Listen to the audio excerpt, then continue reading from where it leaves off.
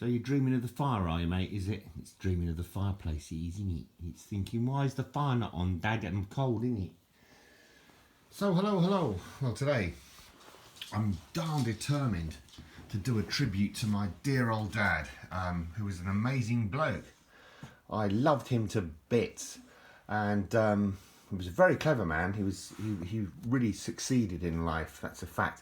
And recently, I did a video about his passports and all the places he'd been around the world, but YouTube decided, no, it's not for our criteria. We're going to ban that video and say, whatever. So I'm trying again, innit? This time, hopefully it works. Well, that's my dad.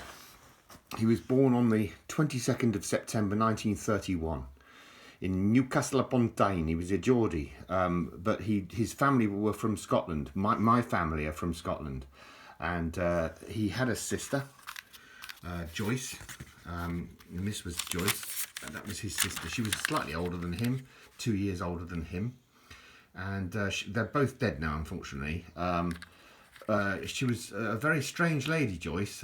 She was sort of in and out of depression, bless her, all most of her life, but luckily she married a vicar, and he guided her through life, as it were. I don't know how to say it any differently. She was a very loving lady, though. She was very loving, but she was always down, unfortunately. But this is my dad. He was always up. He was the opposite, and he was a soldier in 1950s. He fought in Malaya as part of his national service. But at this point in time, this is his badge, because he was in the beret badge, because he was in the King's Royal Rifle Corps. But at this point in time, he passed his exams at the London School of Economics. He went to the LSE, and basically he achieved a role as firstly as an accountant. But latterly, he thought, this is so boring. I just want to train people and teach people. But what I'd like you to focus on is this watch. I'm not going to go Christopher Walken on you, It's been up my ass for 10 years. No, but that watch, focus on that, because that is actually this watch. Very interesting. And it's still running. You can see it's still ticking away. And I've chimed it up. It's still going. And this watch was given to my grandfather. I don't know how I'm going to do this, but it was given to my grandfather, and I can't even. Can I even see it? I've got to read it first. Sorry. Presented to John Robert Robson, which was my grandfather, and from Poulton and Knowle, where he worked in Southall for long service. He was the transport manager, and they gave him this darn watch for all his years of service. Nice. What a present, thanks, but no, I'm joking, but I'd have preferred like a Rolls Royce and a small bungalow to retire into, which is what he had, the poor bugger, in the end. So let's move on out of sadness. I love my dad so much, and this is the key to my house, and he'd added a fob to it, key fob, saying Andrew and Joanna. Andrew and Joanna, well, we used to be married. Andrew and Joanna used to be married. There's me and my dad, way back when. That was in Pangbourne, in near the River Thames, near Whitchurch upon Thames, and that's me. Obviously, the little shit is me, the rug rat, and that's my dad. I don't know what we were doing. Probably, I used to help my dad a lot. We used to make fences and stuff, and get on with it. And that's my dad and mum together, up in the Carconochie Mountains where we were. He was a real adventurer, my dad. He went up Ben Nevis. He went everywhere. He was a man of adventure. He loved he loved laughter. And there he is again. That's my dad. I don't know quite where that is. Probably somewhere in Poland. And yeah, well, that's the Wessex Hotel in Winchester, which is nearby where I used to live in Easton. We used to go there as kids, as when I was a kid. He used to take us down there. And that's my dad standing in front of Winchester Cathedral. That's pretty much what he looked like as an elderly gentleman. He was an elegant man. He was very much David Niven. He had a repose, a rapport, as it were. That was one of his favourite cars, a Volvo. He loved Volvos, and this was the one that he loved the most. I remember him saying, "Oh, the wheels, the alloy wheels." And I remember this is at my uncle's house, which was in Berkhamsted. So this is the point I'm making. There's the watch that I'm wearing on my wedding day to Joanna. We got married back in 2000, 2001 or something like that.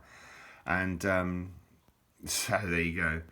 And there she is, very happy. I'm very tall, the lanky bastard. But I'm wearing the watch. You see that watch and the ring on the finger, isn't it? So I've still got the rings, although we're not married anymore. We're divorced now, which is sad, but never mind. I've still got the rings. They're not actually silver; they're platinum. They're very expensive. I paid a fortune for the bloody things, didn't you?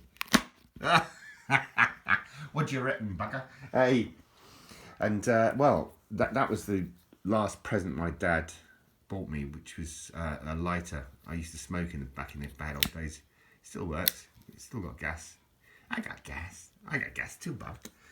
But what the best thing I'd like to show you is my dad's book, because he wrote a book and it was very successful. He used to teach all over the world. I suppose I'll get struck for this, because if I say all over the world, it must be whatever. But my dad was called Alan Peel Robson, and he was a Bachelor of Science Economics. A fellow of the Royal... I don't even know what that means, Dad. Sorry. That's beyond my head. But he was a fellow of the College of Working Accountants. Let's call it that. Let's go there, right, eh? 2 shillings and sixpence, you know. But, and there my dad's written in there the business on the 23rd of October 1968, which is interesting, isn't it? And well, the book is beyond my head. I can't understand a darn shillings and sixpence of it, because I'm a dumbass roofer. You know, that was me. I did. My dad was very clever, because he could analyse a very difficult situation and materialise it into something quite simplistic. And that's why this book was used for more than 20 years as a program guide, you know. And he later became a professor of accountancy, although his priority job was a management trainer. That's what he did. He trained managers, and he went all over the world. And I can't show you his passports, in it, because if I do, then this video will get a strike. It will. What does that say? Oh, some shite about with Joanna. But my dad was so generous that you can read that for yourself. Bless you all for watching. But the thing I want to show you is this. It says it's a dedication to me, and it says, "To my dear son Andrew, with all my love, from Dad." Awesome.